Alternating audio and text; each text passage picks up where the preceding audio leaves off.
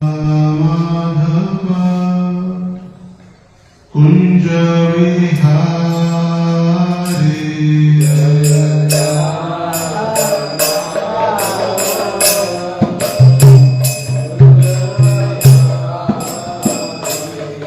जय राधा माधव कुंज विहारी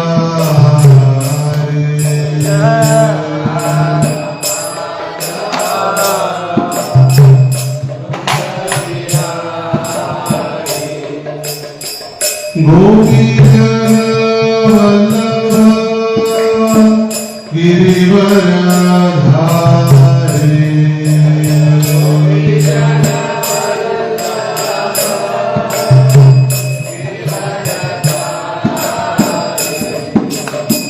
गोपी जन वल्लभ गिरिवरधारी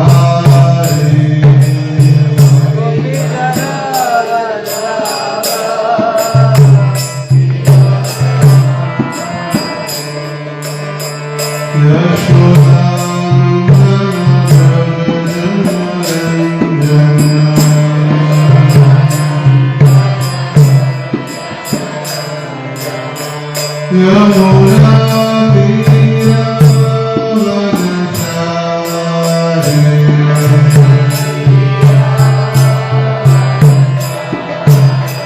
यमुना तीरा वनचारी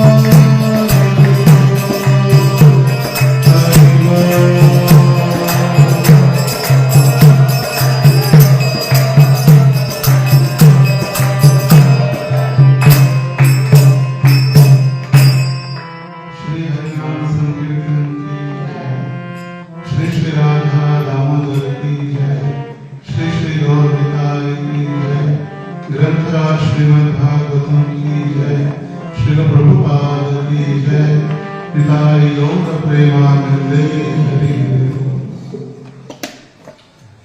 ओम नमो भगवते वासुदेवाय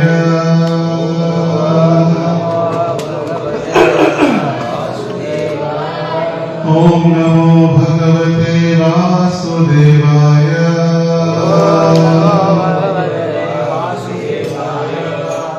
ओम नमो भगवते वासुदेवाय नारायणं नमस्कृत्यं नरं चैव नरोत्तमं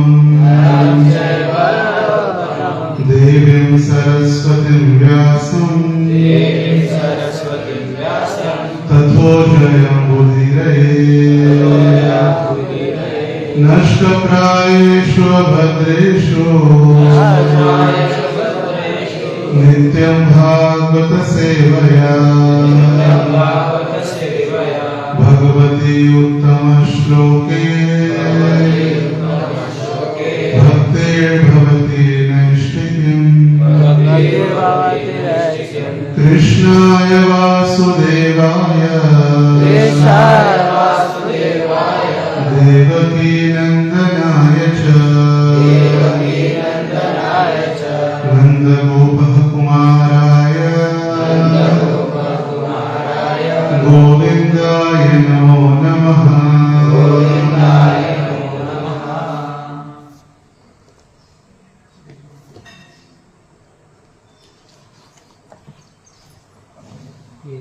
हरे कृष्ण सभी भक्तों का आज के इस प्रातःकालीन भागवत कक्षा में हार्दिक स्वागत है। जब हमने यमराज वृक्षों का उद्धार यह अध्याय प्रारंभ किया था तो 10 श्लोकों तक हम पहुंच चुके थे और उसके उपरांत 9, 11 से 18 तक श्लोक आगे हुए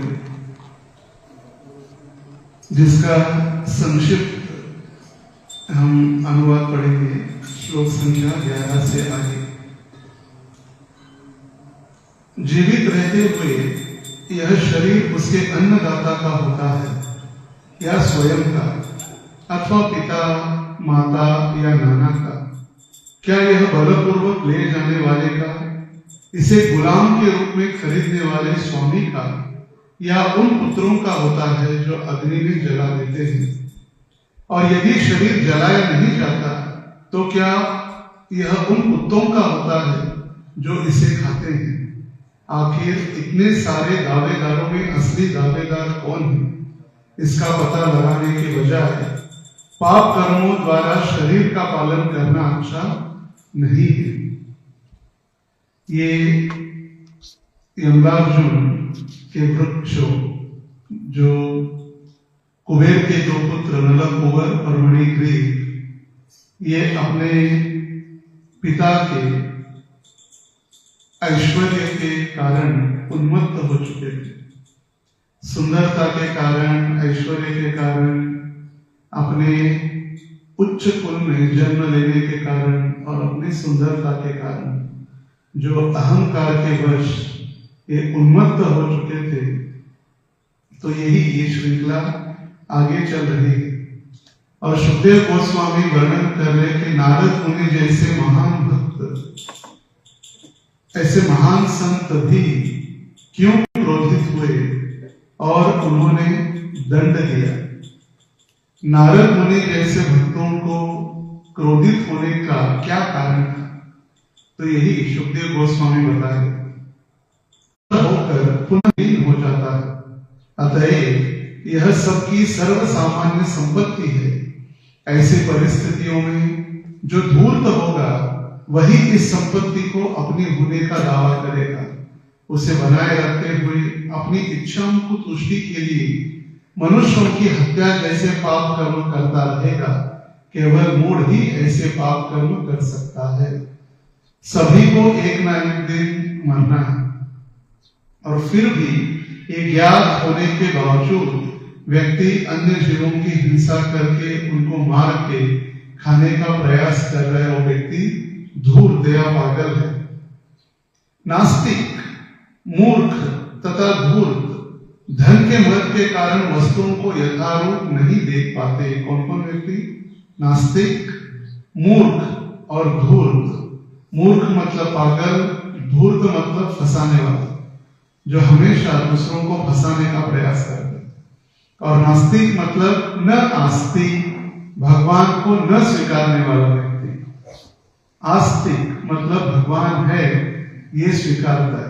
न अस्ति मतलब भगवान नहीं है, ऐसे व्यक्तियों को कहा जाता है नास्तिक। तो ये तीन लोग कभी भी अपने अहंकार के कारण वस्तुओं को यथारूप नहीं देख पाते। अतः उन्हें दरिद्र बनना ही सर्वोत्तम काजल है, जिससे वे आंखों में लगाकर वस्तुओं को उनके वास्तविक रूप में देख सकते हैं। जो व्यक्ति के पास पैसा आ जाता है तो उसको सारा अहंकार के कारण उसको मदमत्त हो जाता है। और इसीलिए शुद्धदेव गोस्वामी कह रहे, जब वो दरिद्र बन जाएगा तब उसकी आंखें खुल जाएगी और उसके पैर जमीन पर आ जाएंगे। और कुछ ही नहीं तो जो दरिद्र है वह इसका अनुभव तो कर ही सकता है कि दरिद्रता कितनी दुखद होती है। अतः वह कभी नहीं चाहेगा कि अन्य लोग उसकी तरह दुखमय स्थिति में हो।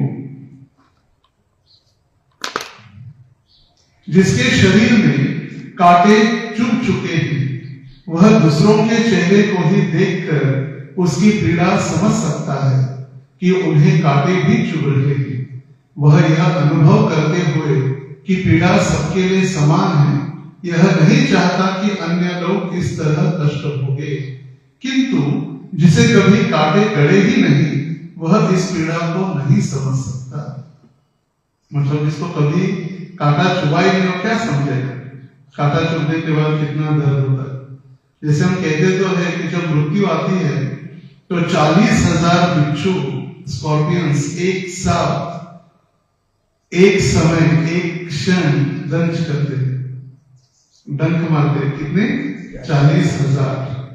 जिसको जीवन में कभी ये स्कॉर्पियन या बिच्छू कभी काटा ही नहीं है, वो क्या समझेगा?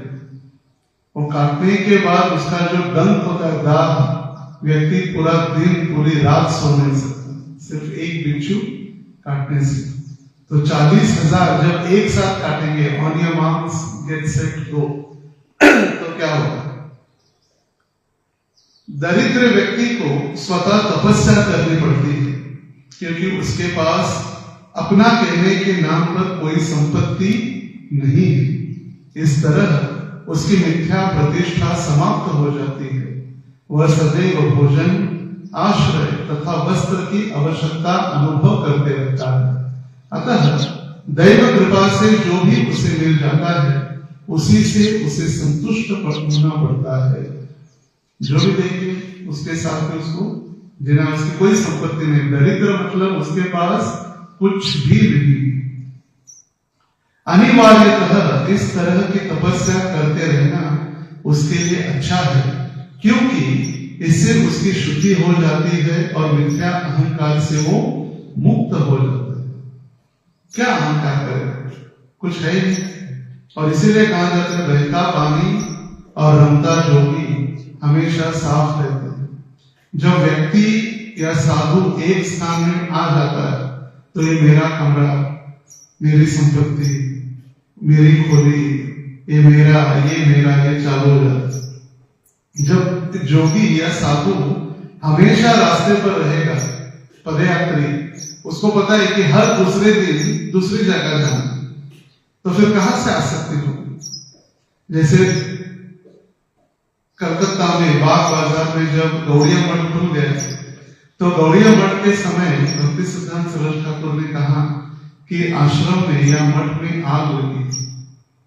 क्यों? क्योंकि हर एक व्यक्ति मेरे जाने के बाद ये मेरा कमरा, ये मेरा कमरा, मैं इस मठ का आचार्य, मैं इस मठ का इंचार्ज बनने के पीछे पड़ा है। तो उन्होंने भक्ति सिद्धांत सरस्वती ठाकुर ने श्रील प्रभुपाद जी को कहा कि आगे चलकर यदि जरूरत पड़े तो ये मार्बल निकालो, बेच दो और क्या करो, ग्रंथों का वितरण करो। इसीलिए कहा जाता है रमता जोगी, मतलब जो सदैव चलते रहता है, उसकी आसक्ति नहीं। और बहता पानी, पानी बहता है तो तभी साफ होता है, जब पानी रुक जाता है तो उसमें गंदगी या गंदी स्मेल आने लगती है, खराब होने लगता है। पानी जब बहता है तो हमेशा साफ रहता है। देखिए जो नदी है बहती है वो कितनी साफ रहती है, जो पानी एक ही कुंड में रह जाता है तो फिर धीरे धीरे धीरे गंदा होने लगता है, लाई उसमें काई आने लगती है। दरिद्र व्यक्ति सदैव भूखा रहने और पर्याप्त भोजन की चाह करने के कारण धीरे धीरे क्षीण हो जाता है। अतिरिक्त बल न रहने से उसकी इंद्रियां स्वतः शांत हो जाती है। खाया ही नहीं तो इंद्रियां चलेगी कहां से। जीवेर लालसा इति उतिधारि कृष्णोदर परायण कृष्ण नहीं पाए। जब जिह्वा की लालसा तृप्ति करने के लिए जीव इधर उधर भागने लगता है, तो जिह्वा की लालसा जब पूरी होती है तो पेट, और जब पेट भर जाता है तभी जन्मेंद्रिय कार्य करते हैं। जब पेट के अंदर ही कुछ नहीं तो जन्मेंद्रिय कार्य कहां से करेगी, और बाकी की इंद्रियां भी शिथिल हो जाएगी। जिस व्यक्ति के पास खाने के लिए नहीं, वो सोएगा कहां से, तमोगुण आएगा ही नहीं। व्यक्ति ज्यादा खाता है तभी तो ज्यादा सोता है, जब ज्यादा खाएगा तभी तो सोते रहेगा, या उसकी इंद्रियां एक्टिव रहेगी। अति सोचते रहेगा, अति कुछ करने की उसको इच्छा होगी। जब खाना ही नहीं है तो फिर क्या होगा, शांत, उसकी धीरे धीरे इंद्रियां कार्य करना कम करेगी। इसीलिए दरिद्र मनुष्य हानिप्रद ईर्ष्यापूर्ण कार्य करने में अशक्त होता है। वो ईर्ष्या करता ही नहीं किसी के ऊपर। नंगा नहाएगा क्या और निचोड़ेगा क्या। कोई व्यक्ति नंगा ही है तो ढकेगा क्या अपने शरीर के ऊपर और फिर निचोड़ेगा। दूसरे शब्दों में ऐसे व्यक्ति को उन तपस्याओं का फल स्वतः प्राप्त हो जाता है जिसे संत पुरुष स्वे इच्छा से करते हैं। मतलब जो व्यक्ति दरिद्र है, गरीब है, उसके पास कुछ न होने के कारण अपने आप इंद्रियां नियंत्रण में आ जाती है। दूसरी ओर बड़े बड़े साधु ऋषियों को इंद्रियों को वश में करने के लिए प्रयत्न करने पड़ते हैं, अगर उनका खाना पीना नियंत्रण में नहीं है। और इसीलिए भगवान भगवद गीता में कहे, युक्ताहार विहारस्य युक्त कर्मस्य चेष्टसु युक्त स्वप्नावबोधस्य योगो भवति दुःखः। व्यक्ति या भक्त का खाना, उसका सोना, उसका विहार, उसका रमण, ये सारा युक्त होता है। जितना वो पचा सकता है उतना ही खाता है। युक्त आहार मतलब जितना आवश्यक हो शरीर और आत्मा को टिकाए रखने के लिए। जीने के लिए खाना नहीं, खाने के लिए जीना नहीं, जीने के लिए खाना। Food for life. जिंदगी सिर्फ उठते ही रात्रि तक खाना और सोना, इसका ही चिंतन है संसार में। लोग क्यों काम करते हैं दिन रात? खाने के लिए। और रात में सोते किस लिए? और दूसरे दिन काम करने के लिए। कर मर कर, करना मरना और करना चलते रहते चक्र। संत पुरुष दरिद्रों के साथ बिना रोक टोक से घुल मिल सकते हैं, किंतु धनी व्यक्तियों के साथ नहीं, क्योंकि धनी व्यक्ति अपने अहंकार के कारण संतों को कभी गिनता ही नहीं, भक्तों को कभी गिनते नहीं। हमको लगता है हमारे पास इतना पैसा है तो एक है, फूटे लोग सुख करता दुख करता काहे न करता फोटो भरता है, ये कुछ नहीं करते तो फुकट है, इनको क्या है। मगर जो दरिद्र है, जो गरीब है, उसके साथ संत पुरुष रह सकते हैं, और जो दरिद्र है वही व्यक्ति आसानी से भक्ति भी कर सकता है। अमीर व्यक्ति भक्ति नहीं करता क्योंकि उसके पास पैसे का अहंकार, उसको लगता है पैसे से मैं सब कुछ खरीद सकता हूँ, सब कुछ तो क्या मैं भगवान को भी खरीद सकता हूँ। 5,000 रुपए दोगे तो डायरेक्ट दर्शन, ये कौन लाइन में खड़ा है। मगर 5 लाख रुपए देने से भगवान हमारे घर में नहीं आता।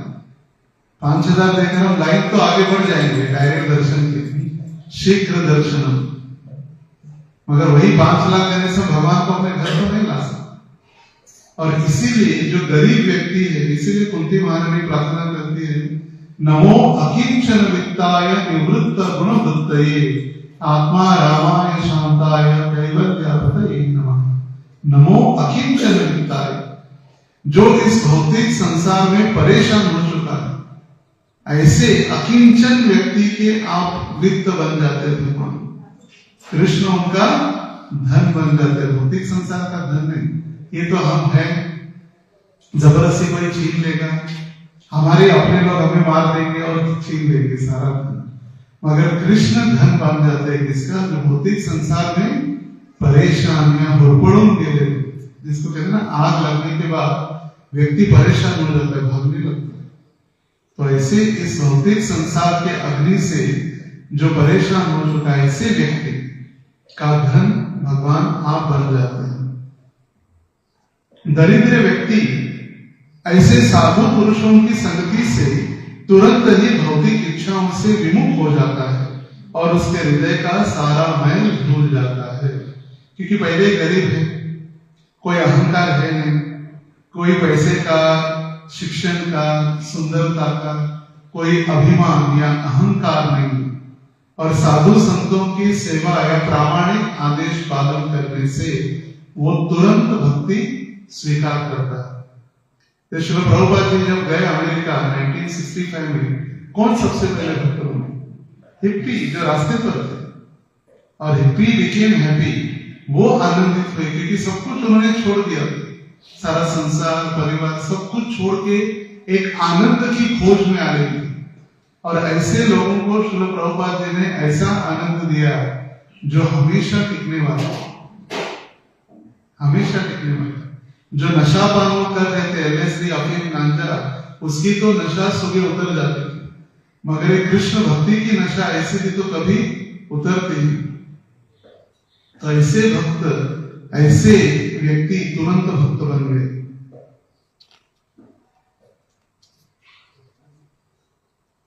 आगे सुखदेव गोस्वामी कह रहे, संत पुरुष मतलब साधुजन 24 घंटे भगवान श्री कृष्ण का चिंतन करते हैं। यहाँ पर जो श्रील प्रभुपाद जी लिख रहे हैं, भागवत हो या भगवत गीता हो, प्रभुपाद जी कभी ये स्पष्ट नहीं कहे करना है, करते हैं, इसका मतलब हमें बताया जा रहा है। हम भी जो साधु बनने के लिए या संत बनने का प्रयास कर रहे, मंदिर में रह रहे, सोने के लिए और खाने के लिए नहीं, आलसी बनने के लिए नहीं, 24 घंटे भगवान का चिंतन करने के लिए। इसीलिए कहा गया है, साधु नाम समचित्ता नाम मुकुंद चरणे श्रीराम। 24 घंटे भगवान का चिंतन। हम जो भी सेवा कर रहे हैं, हम जो भी कार्य कर रहे हैं, चिंतन किसका है? भगवान का। संतुष्टि किसकी है? भगवान की। मंदिर मार्जन की सेवा भी है, प्रसन्नता किसके लिए? भगवान के लिए। जब भगवान के पट खुलेंगे, भगवान दर्शन देंगे हम भक्तों को, तो सबसे पहला मंदिर ही देखेंगे वो स्वच्छ है या नहीं। तो चिंतन किसका है? कृष्ण का। और यदि सारा कार्य करते हुए कृष्ण का चिंतन न हो रहा है तो फिर श्रम एव ही केवलम। हमने सब कुछ किया, बहुत बड़ा किला भी जीत लिया, मगर कृष्ण का स्मरण नहीं। हम 24 घंटे सेवा कर रहे हैं, हमारे अधिकार का उपयोग कर रहे हैं, हम दिखा रहे हैं कितने बड़े भक्त हैं, 3 बजे उठ रहे, 64 माला जप कर रहे, घंटों 8-8 घंटे हम सेवा कर रहे, मगर कृष्ण का स्मरण ही नहीं हो। श्रम एव ही केवलम न उत्पादये यदि रतिम। भगवान के चरणों में यदि रति प्रेम उत्पन्न नहीं हो रहा है, भगवान का चिंतन नहीं हो रहा है, तो हमारी सेवा वो सेवा नहीं है, सिर्फ श्रम। इसलिए हमें ध्यान रखना चाहिए, कभी भी हम कोई भी सेवा करते हैं, उसका चिंतन या प्रसन्नता भगवान के प्रति हो। चाहे फिर वो कीर्तन हो, विग्रह सेवा हो, सफाई हो, गार्डनिंग हो, बुक डिस्ट्रीब्यूशन हो, जो भी हो, श्रेय कृष्ण की, प्रसन्नता कृष्ण की, हमारे लिए नहीं। मैं तो हम कर रहे, जैसे जब हम गा रहे किसके लिए, भगवान के लिए कि भीड़ को प्रसन्न करने के लिए, भीड़ को आकर्षित करने के लिए, ये चिंतन करना चाहिए जब भी हम जो भी कार्य करते। इसीलिए हमेशा कहा जाता है कि जो भी हम गा रहे, प्रार्थना कर रहे, गुरु आरती गा रहे या संसार दावन गा रहे, तुलसी आरती गा रहे, हर एक शब्द को हमें ध्यान से सुनकर उसका चिंतन करना चाहिए हम क्या गा रहे। नहीं तो फिर मशीन भी चलते रहते, मशीन चालू करो भी हरे कृष्ण बोलेगी और भावना क्या है। जैसे एक रोबोट एक व्यक्ति ने सेट किया अपने कारखाने में कि कारखाने की पूरी हाई अलर्ट सिक्योरिटी सेट करने के लिए उसने एक रोबोट को सेट किया, और रोबोट को सेटिंग करने के बाद जब वो निकल गया, और निकलने के बाद उसने सेटिंग किया था कि जो भी व्यक्ति यहाँ आएगा नेक्स्ट उसको रोबोट खून कर देगा, उसका गोली मार देगा। फिर गया बाहर व्यक्ति, मतलब उसको याद ही नहीं कि उसने गाड़ी की चाबी भूल गया था, और वही गाड़ी की चाबी लेने के लिए जब अंदर है उसके रोबोट ने उसको शूट करके उसकी हत्या कर दी। अगर वहां कोई व्यक्ति होता जिसके हृदय होता या प्रेम होता, जिसके अंदर चेतना होती, हृदय होता, तो व्यक्ति समझ लेता कि तो मेरा मालिक है, इसने मुझे काम पे रखा है, इसने मुझे सेवा में रखा है। अगर हृदय में भावना नहीं है तो फिर हमारा भी कार्य रोबोटिक हो जाए, और फिर हृदय द्रवित नहीं होगा, प्रेम नहीं होगा, हृदय कठोर हो जाएगा, हृदय कठोर बनते जाएगा। हर दिन हम कितनी भी सेवा क्यों न करें, हृदय धीरे धीरे धीरे कठोर बनते जाएगा, उसमें प्रेम रहेगा ही नहीं। तो फिर लोग ऐसे आध्यात्मिक पुरुषों की संगति की अपेक्षा करने क्यों उन भौतिकवादियों की संगति करने का प्रयास करते हैं तथा उन अभक्तों की शरण लेते हैं, जिनमें से अधिकांश अभिमानी तथा धनी। साधु वह है जो विचलित हुए बिना भगवत भक्ति में लगा रहता है। तो इस श्लोक में सुखदेव गोस्वामी साधु की व्याख्या बता रहे। साधु मतलब कौन है? साधु मतलब कौन है? साधु मतलब सिर्फ हेड शेव किया या गहरे वस्त्र धारण किया, गले में रुद्राक्ष की माला पहन ली, वो साधु कभी नहीं हो सकता। साधु मतलब वो है जो भगवान का 24 घंटे चिंतन करता है और संत पुरुषों की संगति की अपेक्षा करता है और भगवान की सेवा में, भगवत भक्ति में विचलित हुए बिना सेवा कर रहा है, भगवत भक्ति कर रहा है, वो है साधु। फिर वो साधु साध्वी भी हो सकती है, वो साधु जीन्स वाला भी हो सकता है।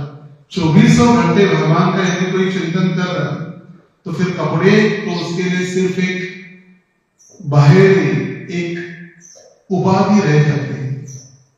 जैसे ब्रह्मचारी, गृहस्थ, वानप्रस्थ, सारी उपाधियां मुख्य तो उस व्यक्ति की भावना है, उसकी भावना क्या कह रही है या किस भावना से वो सेवा कर रहा है।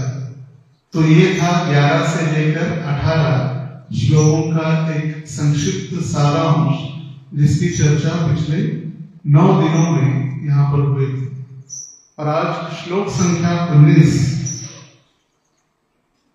तदहं मत्तयोर्माध्वा वारुण्यां श्रीमदान्धयो तमो मदं हरिष्यामि स्त्रेणयोरचितात्मनः। अनुवाद। इसीलिए ये दोनों व्यक्ति वारुणी या माधवी नामक शराब पीकर अपनी इंद्रियों को वश में न रखने के कारण स्वर्ग के ऐश्वर्य, गर्व से अंधे और स्त्रियों के प्रति आसक्त हो चुके थे। मैं उनको इस झूठी प्रतिष्ठा से विहीन कर दूंगा। कौन सोच रहे? नारद मुनि। नारद मुनि इसीलिए वहां पर आए, उनको कोई काम धंधा नहीं था, इसीलिए नहीं है चलो घूमते घूमते आ गए देखने के लिए। नहीं, कारण क्या है? ये दोनों व्यक्ति यमलार्जुन जो वृक्ष बनने वाले हैं, कौन है? कुबेर के 2 पुत्र नलकुबर और मणिग्रीव। ये दोनों क्या कहना है? वारुणी या मधुरी नामक शराब पीकर अपनी इंद्रियों को वश में न रख सकने के कारण शराब पीकर वो सोने लग जाते थे, वो मनमत्त होते थे।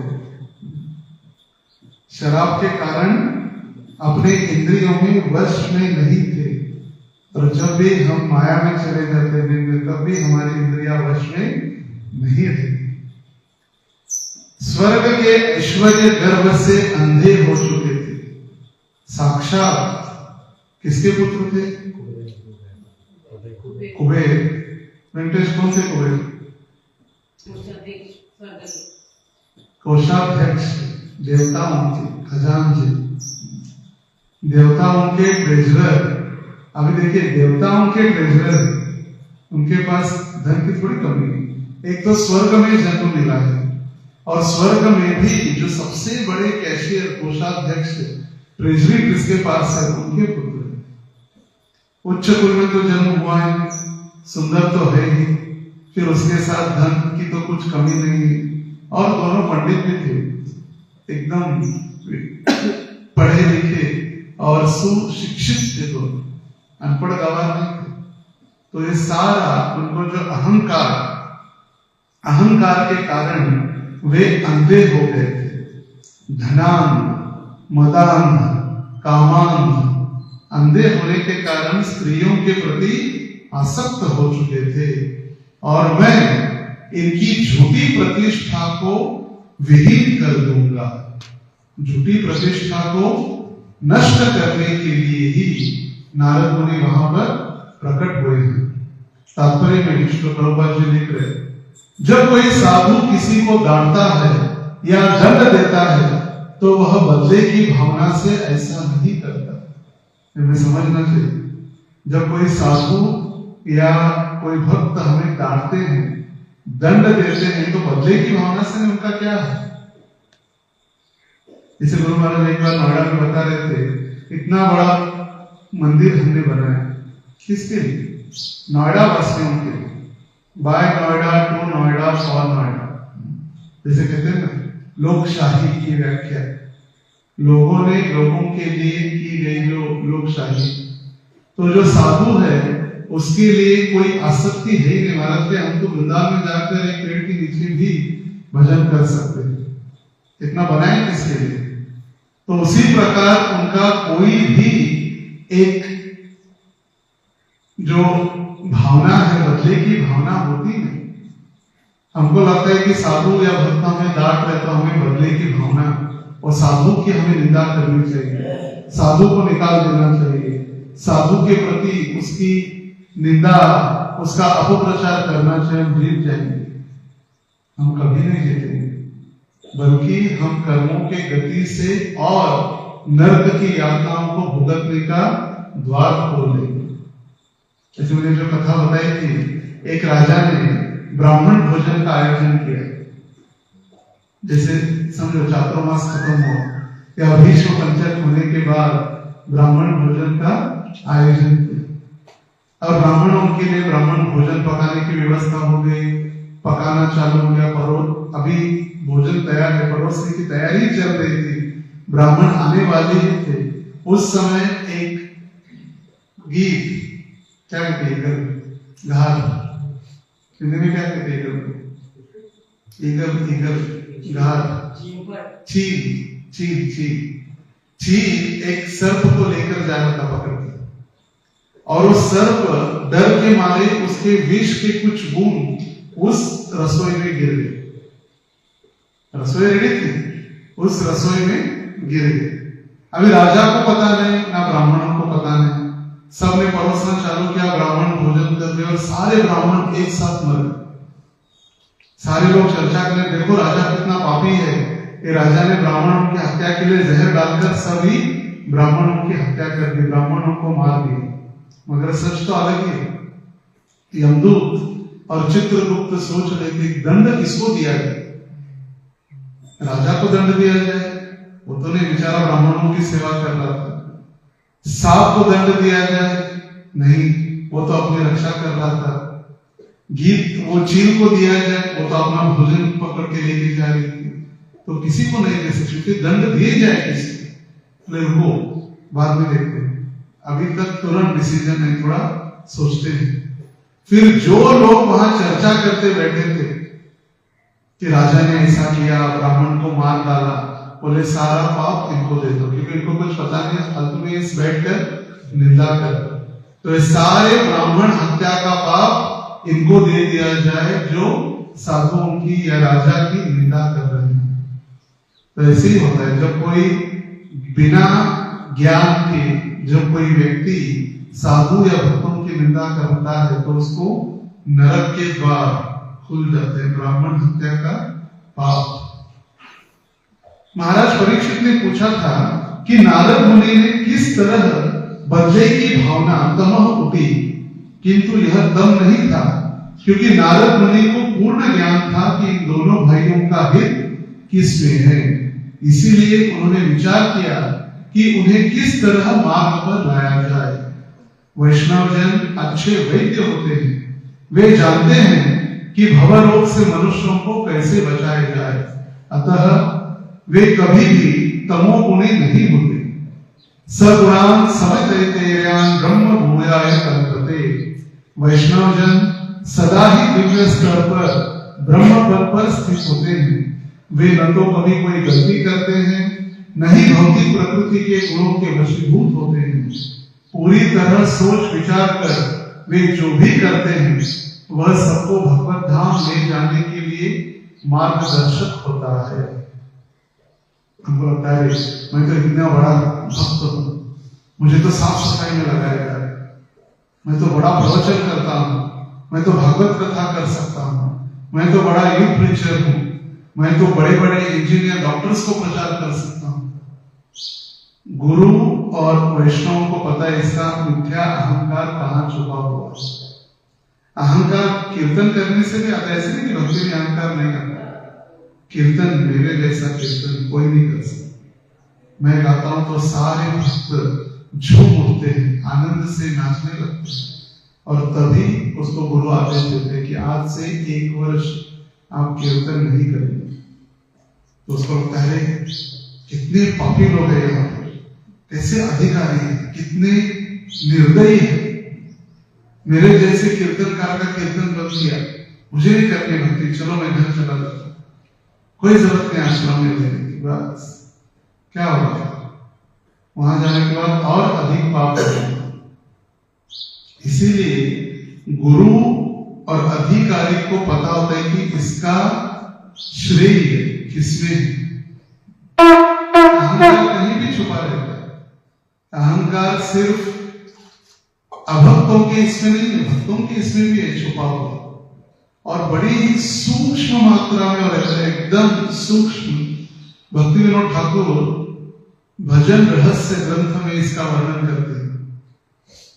जब भक्त हमारी स्तुति करते हैं, प्रभु जी आप ही हमारे उद्धार, बस उसको इसने मुझे जान लिया, इसने पहचान लिया। सूक्ष्म अहंकार सिर्फ प्रणाम करते करते करते व्यक्ति को अहंकार आने लगता है कि देखो मैं सबको प्रणाम करता हूं, कितना नम्र भक्त।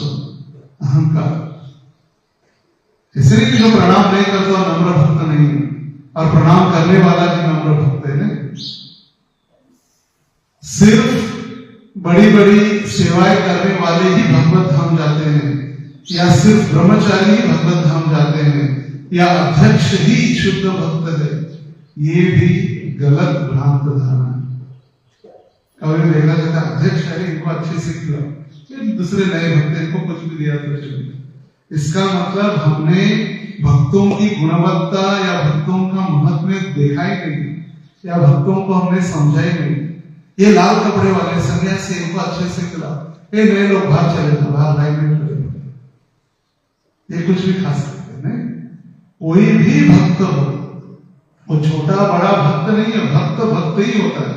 कपड़े से, उसकी दीक्षा से, उसके प्रणाम से, उसके संन्यास से वो बड़ा नहीं, तो उसका श्रेष्ठत्व बढ़ता है उसके भक्तिमय कार्यों से।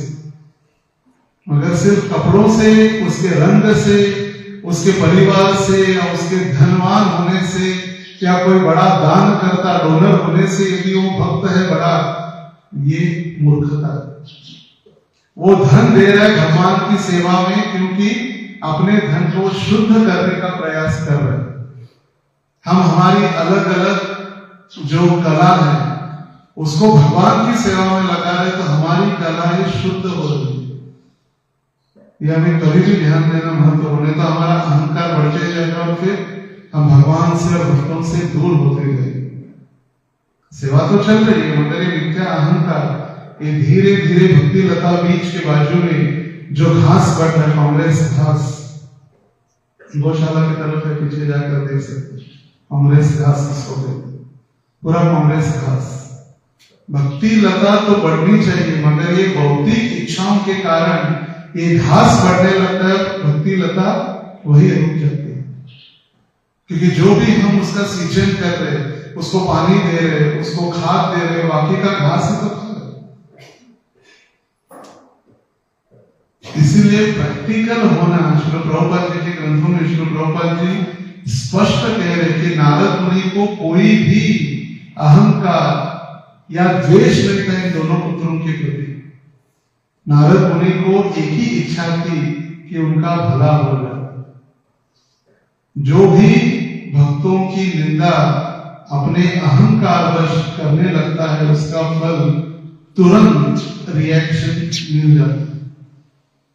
इसीलिए साधु सावधान कहा गया।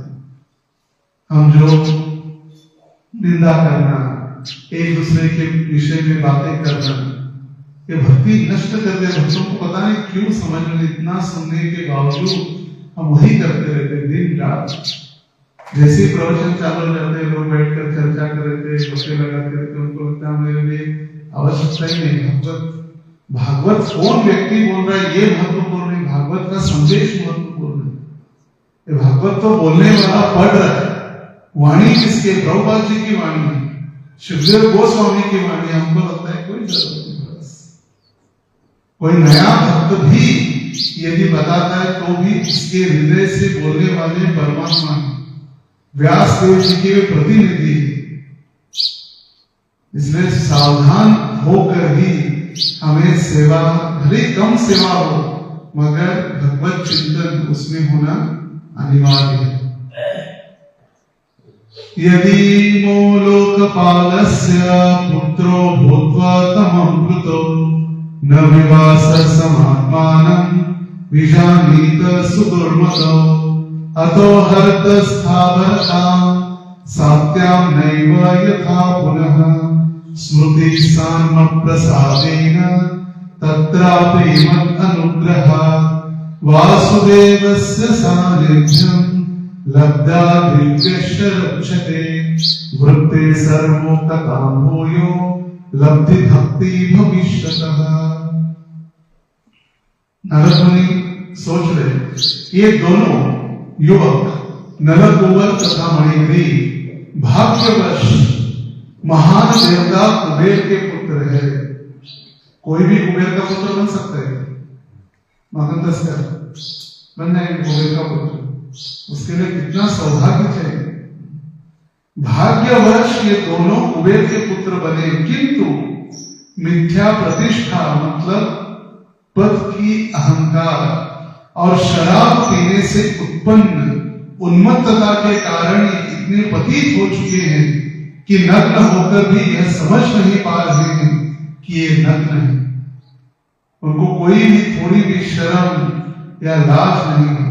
एक साधु, एक सन्यासी वहां से गुजर रहे, शरीर को ढकने की भी इनको बुद्धि नहीं है। इसके कारण अहंकार और मदमस्त होने के कारण शराब की नशा। ब्रह्मचारी जब गेरुए वस्त्र धारण करते उसकी भी नशा चढ़ जाती, दीक्षा की भी नशा चढ़ जाती। मैं दीक्षित हूं, मैं ब्राह्मण, मैं ब्रह्मचारी, ये सारे फॉल्ट में तो पति थे। एक हमारे मित्र थे, वो सदैव ऐसे सोचते कि अरे क्या ये सब लड़कों के साथ, लड़के के सब पति थे, ये बाहर खाते हैं या इधर उधर जाते रहते हैं, क्या है सब पति, ये भक्त मुनि सोना वाला जब करते थे, मैं कड़क ब्रह्मचारी, नैष्ठिक ब्रह्मचारी, वो बात भी नहीं करते थे उनसे। जो नए नए लड़के मंदिर में आते तो बात भी करना या उनके साथ सेवा करना उनको अपमान लगता।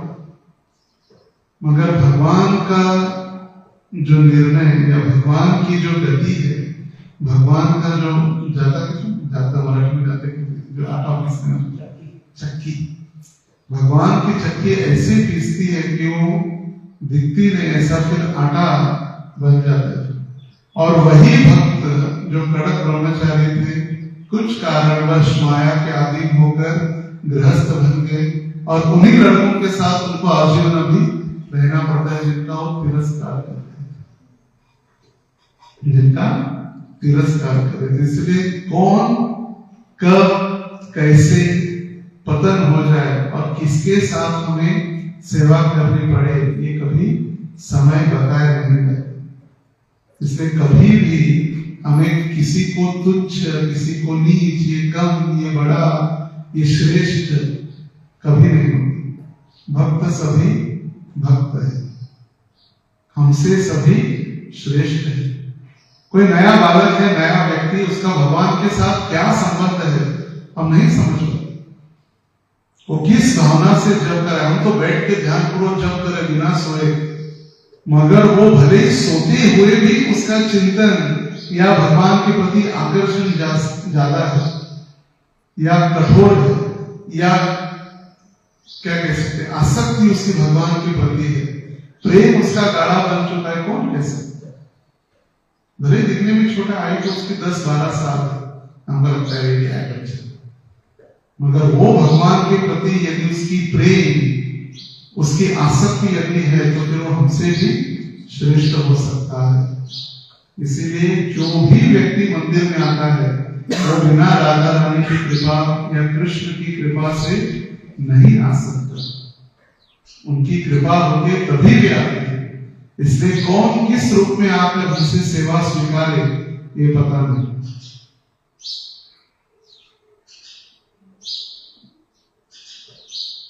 अतः वृक्षों की तरह रहने वाले, क्यों? क्योंकि वृक्ष नग्न होते हैं किंतु इस बात के प्रति सचेत नहीं होते। इन दोनों युगों को वृक्ष का शरीर मिलना चाहिए। नारद मुनि सोच रहे, क्योंकि वृक्ष कभी कपड़े नहीं पहनते, पहनते थे कपड़े। आजकल लोग कुत्तों को कपड़े पहना है, बात अलग है, मगर वृक्षों को कभी कपड़े नहीं पहनाए जा सकते, या पहनाते नहीं। और सदैव नग्न रहते हैं, इसलिए जो मरे हुए हैं वे भी जीवित है, उनकी इच्छा थी नग्न रहने की, इसलिए भगवान ने उनको भी ये पेड़ बना दिए जिससे हमेशा उभरे रहो, नंगे ही रहो, कपड़े पहनने की आवश्यकता भी नहीं है। फिर भी वृक्ष बनने से लेकर अपने उद्धार के समय तक इन्हें मेरी कृपा से अपने विगत पाप कर्मों की बात याद रहेगी।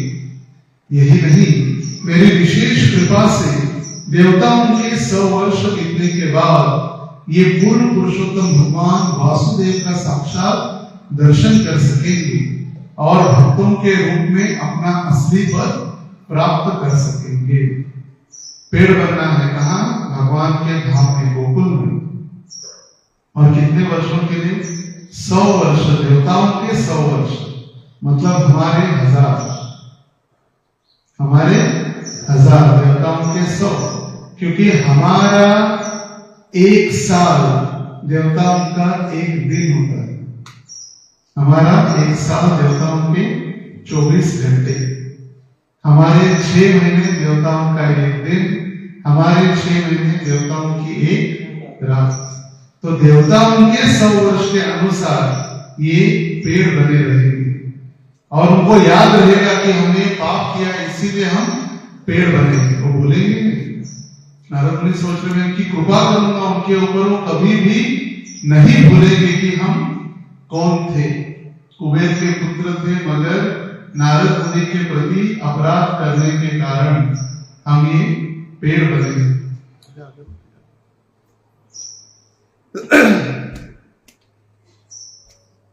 और जब 100 वर्ष पूर्ण होने के बाद उनको साक्षात भगवान वासुदेव कृष्ण का दर्शन हो। देखिए क्या दंड है। वैसे भी वो स्वर्ग में रहते तो कभी भगवान का दर्शन नहीं होता, क्योंकि भगवान स्वर्ग में रहते नहीं। भगवान का तो गोलोक धाम अपना अलग ही है। देवी देवता उनका स्वर्ग है, देवता उनका एरिया अलग है और भगवान का स्थान अलग है। जब हमने नया नया क्वार्टर बनाया था घर पर और फिर उसका फोटो जो गुरु महाराज ने देखा तो गुरु महाराज कहे कि आपने तो स्वर्ग और वैकुंठ दोनों इकट्ठा कर दिए।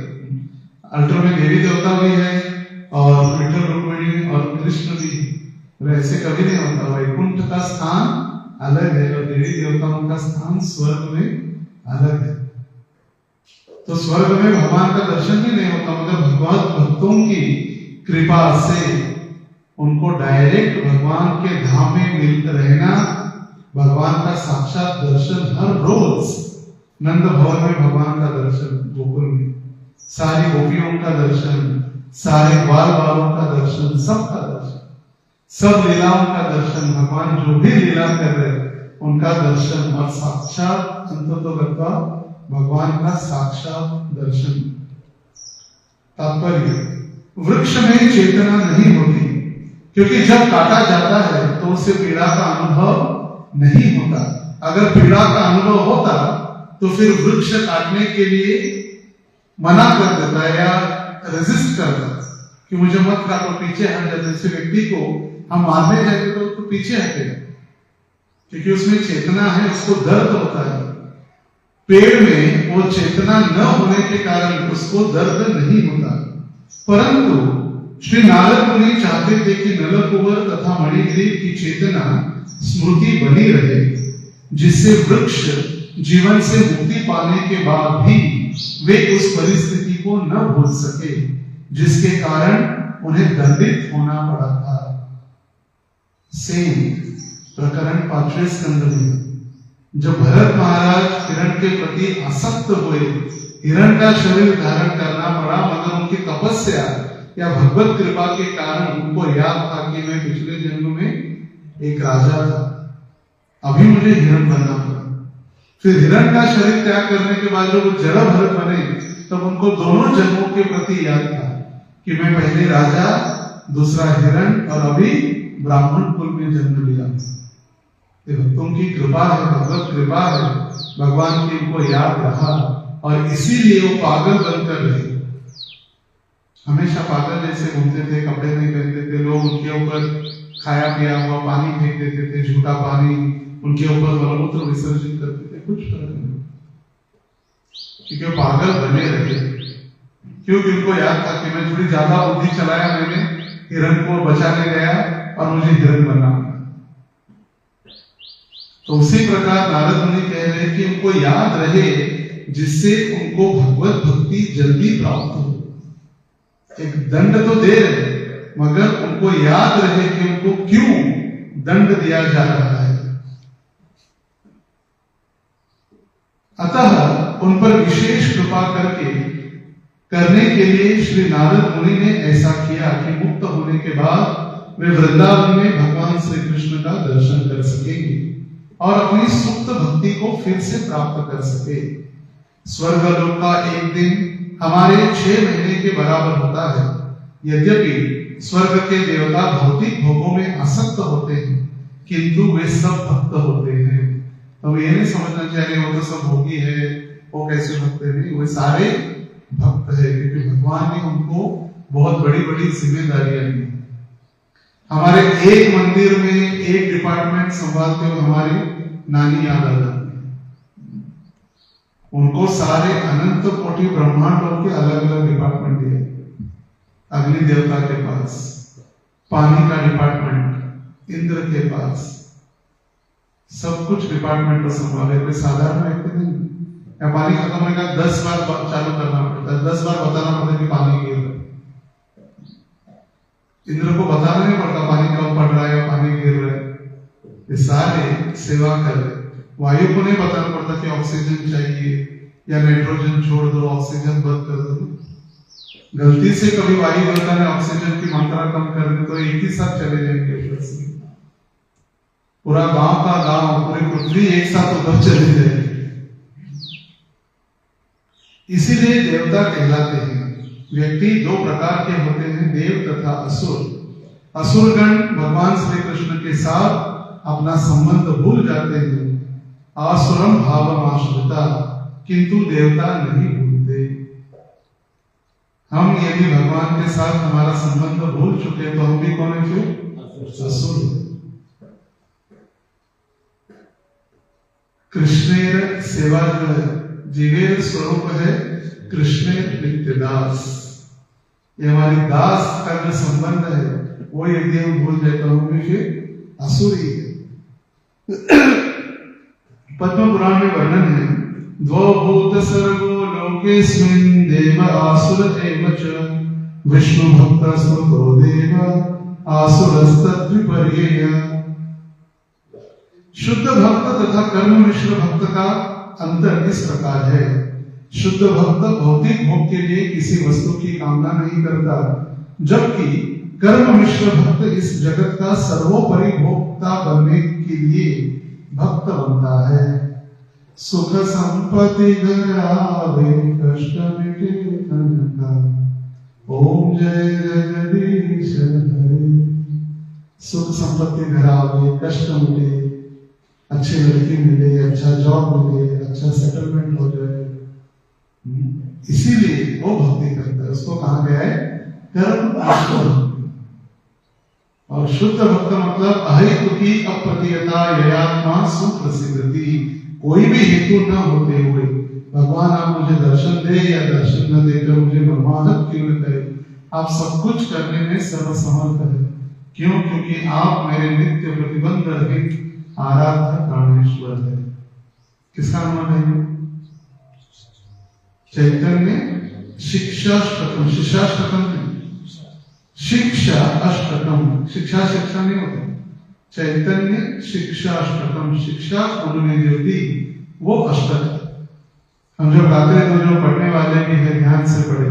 तत्रार्पिता, तत्रार्पिता, सत्रार्पिता नहीं, तत्रार्पिता। जब हम गा रहे तो उसका स्पष्ट यदि उच्चारण हो तो उसका अर्थ भी फिर नहीं बदलता। उक्तस्य और युक्तस्य ये दो है शब्द, जो संसार दावन में भी जब हम गाते हैं उसमें भी दो है, उक्तस्य और युक्तस्य। युक्त मतलब नियुक्त करते हैं और उक्त मतलब शास्त्रों में वर्णन किया गया है। शास्त्र साक्षात धरित्वेन समस्त शास्त्रे उक्तस्तथा भाव्यत एव सद्भि। उक्त मतलब वर्णन किया गया है शास्त्रों में कि हे गुरुदेव आप साक्षात भगवान के समान।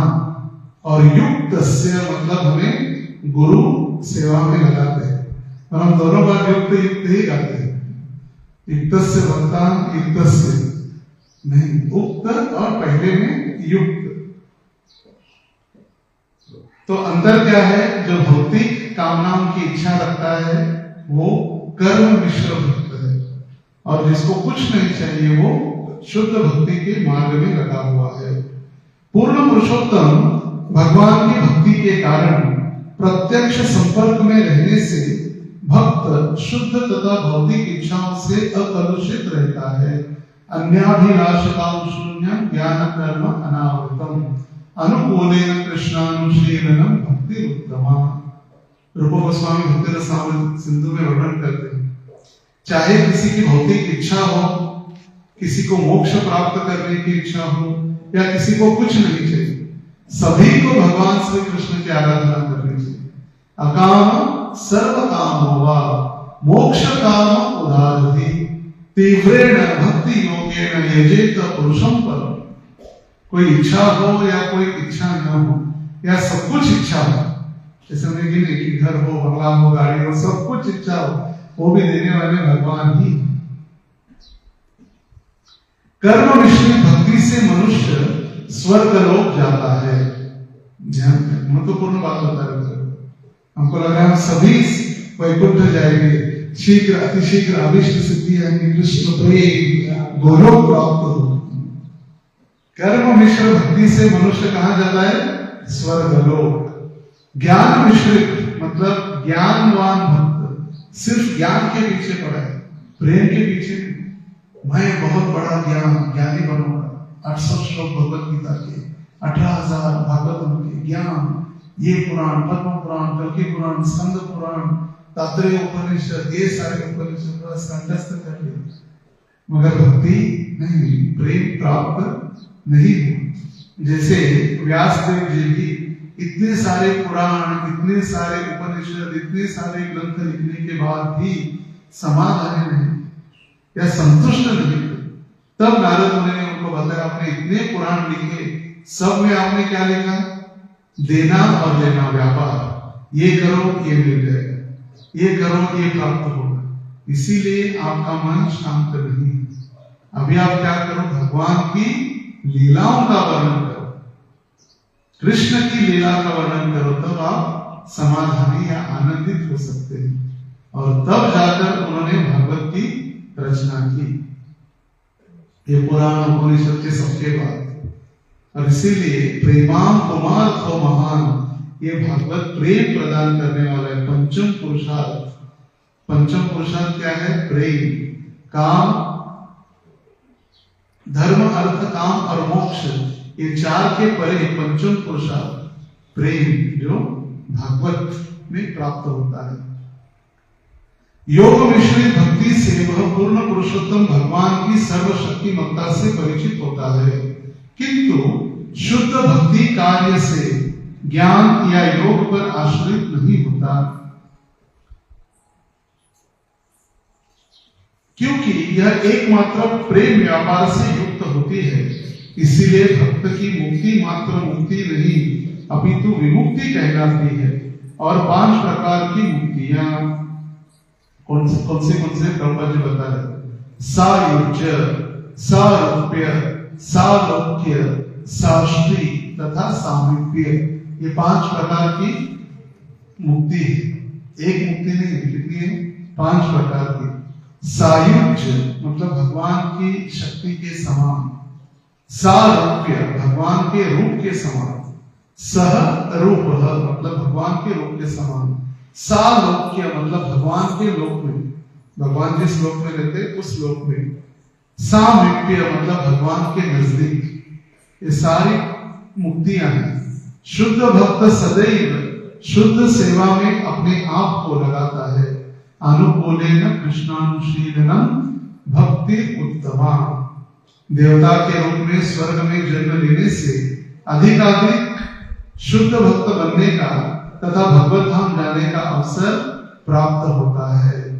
जो अवसर श्री प्रभुपाद जी की कृपा से हमें पृथ्वी पर मिला, स्वर्ग में भी चल रहे प्रयास, वो भगवत धाम डायरेक्ट नहीं जा सकते, देवता के रूप में स्वर्ग में भी जन्म लेने से अधिकाधिक शुद्ध भक्त बनने तथा भगवत धाम जाने का अवसर हमें प्राप्त हुआ है। नारद मुनि ने अप्रत्यक्ष रूप से मणिग्रीव तथा नलकूबर को अपने तथाकथित श्राप से बहुत बड़ा अवसर या वरदान प्रदान किया। कितना बड़ा, जैसे किसी को दंड दिया जाता है, तुम्हें बहुत बड़ा भक्ति में एक अपराध कर दिया, तुम क्या करो? आपके हाथों से पाप हो गया, तो अब जाके वृंदावन में रहो, 1 महीना तपस्या करो। उसको लगता है अरे मुझे तो वृंदावन भेजा जा रहा है, और उसके लिए तो एक आशीर्वाद वरदान है, वृंदावन धाम में जाकर 1 महीना तपस्या करो। तो ये जो आशीर्वाद कभी कभी दंड जैसे लग रहा है, पैर का शरीर मिलना दंड तो लग रहा है ऊपर, यानी कितनी निष्ठुर है नारद मुनि, कितने निर्दयी है कि कुबेर के 2 पुत्रों को, स्वर्ग के लोगों को इन्होंने क्या बना दिया? पेड़ बना दिया। लग रहा है कि स्वर्ग से पृथ्वी पर आ गए, मगर आए तो कहां? डायरेक्ट भगवान के गोलोक में, गोकुल में जन्म लिए और डायरेक्ट भगवान का संग सानिध्य प्राप्त किए। इससे बड़ा वरदान क्या हो सकता? श्री शुक उवाच एवमुक्त्वा स देवर्षि गतो नारायणश्रमम् नलकूबरमणिग्रीवा वासस्तार्योर्मलार्जुनम्। श्री सुखदेव गोस्वामी ने आगे कहा, इस तरह कहकर देवर्षि श्री नारद मुनि ने अपने नारायण आश्रम को लौट गए और नलकुबर तथा मणिगिरी जुड़वा अर्जुन वृक्ष यमलार्जुन बन गए। श्राप देकर भी नारद मुनि अपने आश्रम नारायण आश्रम पर वापस चले गए जो बद्रिक आश्रम में। तात्पर्य, आज भी अनेक जंगलों में अर्जुन वृक्ष पाए जाते हैं जिनकी छाल हृदय व्यथा होने से डॉक्टरों द्वारा दवाई तैयार करने के लिए काम आती है। अर्जुन की छाल, अर्जुन वृक्ष के प्रभुपाद जी स्वयं डॉक्टर थे क्योंकि दवाई सारी देखते थे। अर्जुन की छाल भी मिलते हैं अपने बंसारी की दुकान में। अर्जुन की छाल जिसका उपयोग हृदय रोग के लिए किया जाता है। इसका अर्थ यह हुआ कि वृक्ष होने पर भी चिकित्सा विज्ञान के लिए छाल निकालने पर उन्हें सताया जाता है। वृक्ष बने मगर उनकी छाल हमेशा निकाली जाती है। किसके लिए? दवाई बनाने के लिए। देखिए, चंदन इतना महंगा बिकता है, लाखों के रुपए में बिकता है चंदन, मगर हर एक व्यक्ति चंदन के पेड़ नहीं लगाता क्योंकि उसको बढ़ाने के लिए कम से कम 3 साल की आयु लगती है। 3 से 10 साल की गैप में वो बढ़ता है और जब बढ़ाने के बाद उसका सारा नियंत्रण गवर्नमेंट का रहता है। हम उसको कभी भी निकाल के बेच नहीं सकते, गवर्नमेंट की अनुमति लगती है उसके लिए कितना बड़ा है कितना। ऐसा नहीं कि पूरा का पूरा पेड़ ही चंदन होता है, नहीं, पेड़ चंदन का होता है, उसके अंदर एक छोटा सा एक भाग जो प्योर चंदन होता है, बाकी की छाल है पूरी। प्योर चंदन थोड़ा सा घिसने के बाद भी सुगंध देता है। हम जो चंदन यूज करते हैं, हमको जो फंसाया जाता है, वो ऊपर का लेयर है, ऊपर का लेयर है। जैसे केले का पेड़ भी है, केले का पेड़ हम काटेंगे तो उसके अंदर से सफेद जो निकलता है, ऐसे होता है चंदन। और जब केले का पेड़ काट के उसके अंदर छोटा सा गड्ढा बना दिया जाए और उसके अंदर रात भर जो केले के पेड़ के पानी जो अंदर जम जाएगा, अगर वो पिएंगे तो पथरी कभी नहीं, पथरी से मुक्त हो सकता है। हर एक पेड़ भी देखिए मर जाता है फिर भी अपना पूरा शरीर सेवा में दे देता है। गाय हो कोई भी हो, गाय देखिए पूरा जीवन माता के समान दूध पिलाती है, गोबर गोमूत्र देती है, मरने के बाद उसकी जो छाल है उससे करता मृदंग, सिंगों से भगवान की जो वाद्य बनता है, हर एक जो पूंछ होती है उससे भगवान का अभिषेक के लिए उपयोग होता है। अभिषेक के समय सिर्फ मनुष्य ही है जिसका कोई उपयोग नहीं, इसीलिए उसको तुरंत जलाया जाता है, कुछ फायदा ही नहीं है। फूल के पेड़ हो या फल के पेड़ हो, कोई भी पेड़ हो, भले ही कांटे का पेड़ हो, कांटे के पेड़ को भी काट कर फर्नीचर बनाया जाता है, फर्नीचर के लिए उपयोग हो जाता है। आम के केला या कांटे के पेड़, सिर्फ बबूल मनुष्य ही है जिसका कोई उपयोग नहीं, इसलिए तुरंत उसको जलाया जाता है। देखिए थोड़ा ज्यादा समय रखने से उसमें से दुर्गंध निकलने लगती है, फिर तुरंत जो तेल लगाते हैं नीलगिरी का तेल, क्योंकि उससे शरीर से दुर्गंध अधिक न आए इसीलिए। ऋषेर भागवत मुख्यस्य सत्यं कर्तु वचो हरिः जगाम शनकैस्तेत्र यत्रास्तां यमलार्जुन। सर्वोच्च भक्त श्री नारद मुनि के वचनों को सत्य बनाने के लिए पूर्ण पुरुषोत्तम भगवान श्री कृष्ण धीरे धीरे उस स्थान पर गए जहां दोनों अर्जुन वृक्ष खड़े थे। अभी हम कहां पहुंचे हैं? गोकुल में। 100 वर्ष बीत चुके हैं, देवताओं के 100 वर्ष, हमारे हजारों वर्ष बीत चुके हैं। करो कैलकुलेशन कितना होता है हमारे वर्ष, देवताओं का एक दिन मतलब हमारा 1 वर्ष हो गया, तो देवताओं के 100 वर्ष कितने हो गए? मैं 1000 से ज्यादा हो गए। 365 डेज उनके, हमारे हो गए 365 साल। 365 into 100, 3650 years, 36,500, 36,500। इतने साल अभी पृथ्वी के ऊपर बीत चुके हैं और भगवान श्री कृष्ण धीरे धीरे धीरे अभी उखल को लेकर, जिस उखल को माता यशोदा ने बांध के रखा है, वो खींचते हुए जा रहे हैं। देवर्षि में प्रियतमो यदीमो धनदात्मजो तथा साधयिष्यामि यत गीतम तन्महात्मना। यद्यपि ये दोनों युवक अत्यंत धनी कुबेर के पुत्र है और मेरा कोई संबंध नहीं है, परंतु देवर्षि नारद मुनि मेरे अत्यंत प्रिय तथा वत्सल भक्त है, और क्योंकि उन्होंने चाहा था कि इनके समक्ष मैं जाऊं, अतः उनकी मुक्ति के लिए मुझे ऐसा करना चाहिए। कौन सोच रहे अभी? कृष्ण सोच रहे। बोले इनसे कुछ लेना देना नहीं, तो स्वर्ग के निवासी है और इन्होंने दंड प्राप्त किया है, इसीलिए पेड़ बने हैं, मगर मेरे महान भक्त वत्सल नारद मुनि ने इनको आशीर्वाद दिया है कि मेरा दर्शन होगा, इसीलिए मेरा भी कर्तव्य है कि मुझे उनका उद्धार करना होगा। अहम भक्त पराधीन, भक्तों के अधीन। ये भगवान ही सर्वण बन गए और हम सर्वण नहीं बनना चाहते, हम दास नहीं बनना चाहते। कितना अंतर है। भगवान दास बनने के लिए तैयार है, भक्तों ने सिर्फ श्राप दे दिया, बोल दिया 36,500 वर्ष पूर्व बता दिया कि ये पेड़ बन जाओ, आपका भगवान उद्धार करेंगे, मगर भगवान बोले नहीं। 36,500 वर्ष पूर्व जो श्राप मिला उससे भगवान बोले नहीं। तात्पर्य, नलकुमार तथा मणिग्रीव को वास्तव में न तो भक्ति से न ही पूर्ण पुरुषोत्तम भगवान के साक्षात्कार से कोई प्रयोजन था, क्योंकि यह कोई ऐसा वैसा साधारण अवसर नहीं था।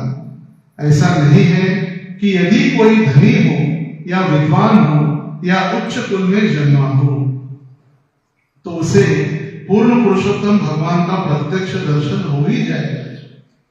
प्रभुपाद लिख रहे कि किसी को लगता है कि मैं बहुत बड़े उच्च कुल में जन्म लिया, या मेरे पास मैं धनवान हूं, मैं सौंदर्यवान हूं, मैं बुद्धिमान हूं, तो भगवान का दर्शन होना ही चाहिए। कोई जबरदस्ती नहीं है, ऐसा असंभव है। किंतु इस मामले में श्री नारद मुनि की इच्छा थी। नलकुबेर सुंदर थे, ऐश्वर्यवान थे, धनवान थे और उच्च कुल में जन्म था, उनको भगवान की कृपा प्राय असंभव थी। फिर भी नारद मुनि जैसे भक्तों का आशीर्वाद मिला, इसीलिए नलकुबर और मणिग्रीव भगवान वासुदेव का प्रत्यक्ष दर्शन कर सके। वासुदेव वसुदेव के पुत्र है। वासुदेव के पुत्र वासुदेव नहीं। हमको जब पूछा जाता है कृष्ण के माता पिता कौन है, देवकी और वासुदेव थे। देवकी और वसुदेव, वसुदेव के पुत्र बने वासुदेव। अतः भगवान ने अपने प्रिय भक्त नारद मुनि के वचनों को पूरा करना चाहा। यदि मनुष्य सीधे पुरुषोत्तम भगवान से वर मांगने के बजाय किसी भक्त की कृपा प्राप्त करे तो बड़ी आसानी से सफलता प्राप्त हो सकती है। इसे प्रभुपाद कहा करते थे, मेरे पास गोलोक धाम के पिछले दरवाजे की चाबी है, आप मेरे साथ चलो। अब देखिए, सिर्फ नारद मुनि की नहीं, नारद मुनि ने तब दिया 5,000 पहले आशीर्वाद, अभी कौन देगा, अभी वो शाश्वती है नहीं।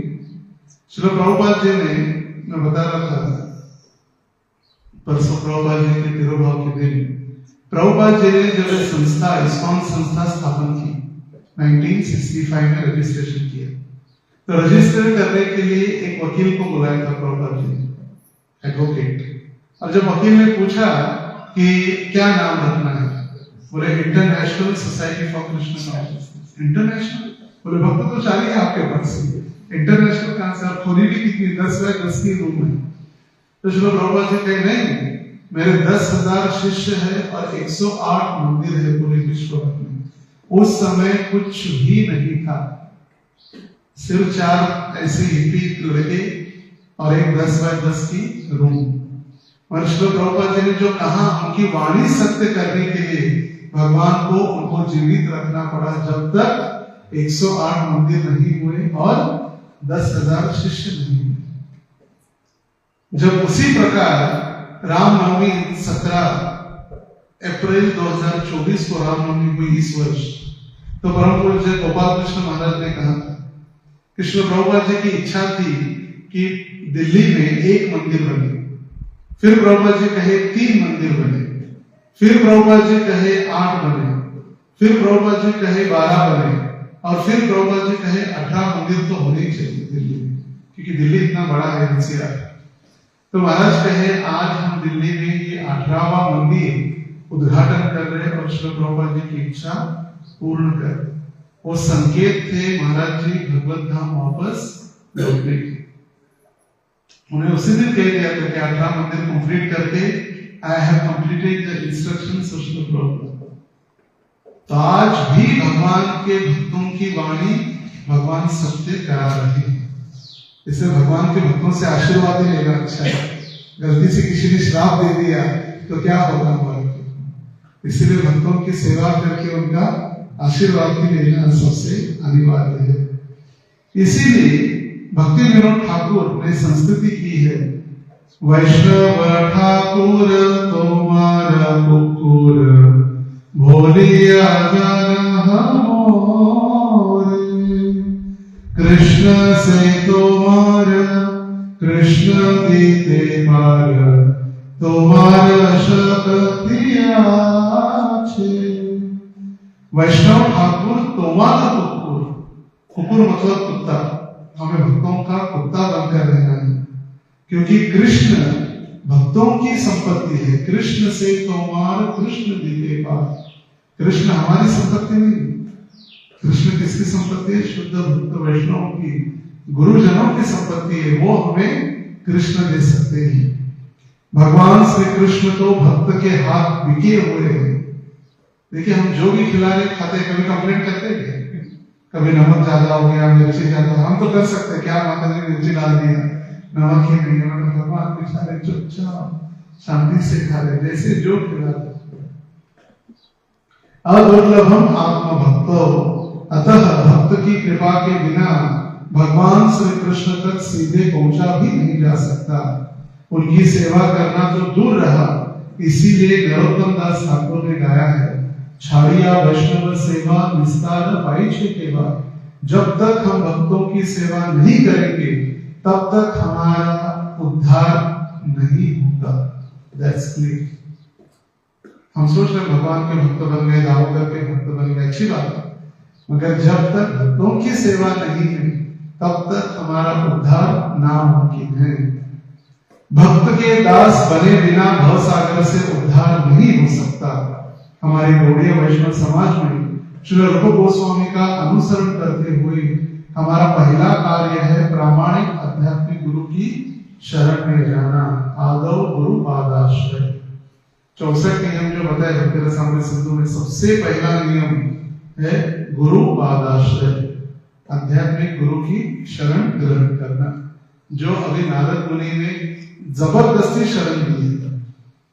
ये दोनों इतने पागल हो चुके थे कि शरण में आ नहीं रहे, इसलिए दंड के द्वारा उनको अपना शरण दे दिया, और शरण देने के कारण नारद मुनि की कृपा से उन दोनों को भी भगवान का दर्शन होगा। इत्यन्नरेणार्जुनयो कृष्णस्तु यमयो ध्ययो आत्मनिर्वेश मात्रेण तिर्यंगल मुकुल मुलुखम। इस तरह कहकर भगवान श्री कृष्ण तुरंत ही 2 वृक्षों के बीच जाकर प्रविष्ट हुए, जिससे वह बड़ी मुखर से में बांधे गए थे तिरछी हो गई और बीच में फंस गई। पहले तो उखल ऐसे सीधे सीधे आ रहे थे, तो दोनों वृक्ष में अटकने के बाद वो घूम गई और दोनों भी अटक गए थे। बालेन निष्कर्षया त्वान गुलुखम तत् दामोदरेण।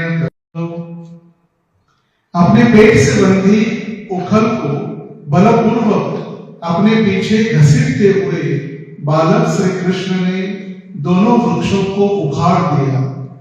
परम पुरुष की महान शक्ति से दोनों वृक्ष अपने तनों, पत्तों, टहनियों समेत बुरी तरह से हिले और तड़तड़ाते हुए भूमि पर गिर गए। पहले तो दोनों पेड़ हिलने लगे जोर जोर से, पत्ते, टहनियां, और जोर से फिर धड़ाम से गिर गए।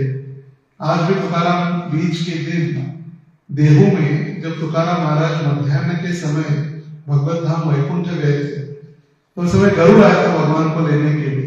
तो गरुड़ के पंखों से वो जो नाचने लगते, क्योंकि उस समय गरुड़ की पंखों से हिले हुए थे। तो ये भी दोनों वृक्ष पहले जोर जोर से हिले और धड़ाम से गिर गए। तात्पर्य, भगवान श्री कृष्ण की यह लीला दामोदर लीला कहलाती है। इसीलिए श्री कृष्ण का एक अन्य नाम है दामोदर। दामोदर भगवान की हरिवंश में कहा गया है, सच तैरेव नाम्ना तु कृष्णो वै दाम बंधना गोष्ठे दामोदर इति गोपीभिः परिगीयते। हरिवंश के में ये दामोदर में दाम रस्सी से बांधने के कारण उनका नाम क्या है? दामोदर। तत्र श्रिया परमया कुकुभ स्फुरन्तो सिद्धापेत्य तुजयोरीव जातवेदा कृष्णं प्रणम्य शिरसा खिललोकनाथं वृद्धांजलि गिरजसा विमुच्यतु स्मः। तत्पश्चात जिस स्थान पर दोनों अर्जुन वृक्ष गिरे थे, वहीं पर प्रकाशित हो रहा था। उन्होंने मस्तक झुकाकर भगवान श्री कृष्ण को नमस्कार किया और हाथ जोड़कर निम्नलिखित शब्द कहे। हमें दोनों वृक्ष तो गिर गए और वृक्षों में से सुंदर अग्नि के समान दो युवक उस पेड़ से निकले। जैसे ब्रह्मा जी भी जब हिरण्यकश्यप को वरदान देने पहुंचे, वहां पर आवाज तो आ रही थी, ओम ब्रह्मणे नमः, मगर व्यक्ति तो नहीं था। सारा शरीर की चींटियों ने, कीड़ों ने खाकर खत्म कर दिया था। सिर्फ हड्डियों का स्केलेटन, सांगाड़ा बचा हुआ था और बारूद तैयार हो गए थे उनके ऊपर। तो ऐसे जब ब्रह्मा जी ने अपने कमंडलों से जल छिड़क दिया, तो तुरंत उनको हिरण्यकश्यप को नया शरीर, एक यौवन शरीर अग्नि के समान प्राप्त हुआ। अभी भगवान ने उखल से जब इस पेड़ को गिरा दिया, जुड़वा पेड़ था, ऐसे एक ही पेड़ में दो, तो जुड़वा पेड़ को गिरा दिया, तो अभी दो नवयुवक अग्नि के समान, जिनको शरीर नव यौवन शरीर प्राप्त हुआ, और वो अभी दोनों हाथ जोड़कर भगवान की स्तुति करने लगे।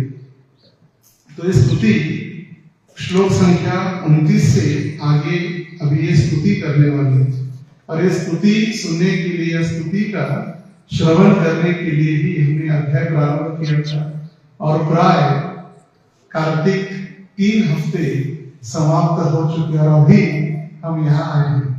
और इसीलिए हमने आज जितने भी श्लोक हुए, श्लोक संख्या 11 से लेकर 28 तक 18 श्लोक एक प्रवचन में ही हम स्पीड या फास्ट ट्रैक आगे चलते गए, क्योंकि जल्द से जल्द ये स्तुति होंगे तक हम पहुंचे। कार्तिक मास समाप्त होने के पहले ये स्तुतियां भगवान दामोदर को अर्पित कर सके, जो स्तुति नलकुबर और मणिग्रीव ने भगवान के चरणों में अर्पित की है।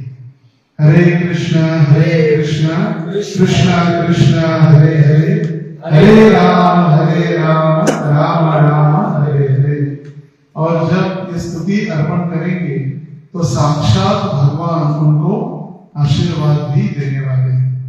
तो स्तुति की अर्पण करने के लिए आप सभी को आना है, ताकि भगवान आशीर्वाद जब देंगे तो वो आशीर्वाद हमें भी प्राप्त हो। ग्रंथराज श्रीमद् भागवत महापुराण की जय, श्री प्रभुपाद की जय। पिताय गौर प्रेमा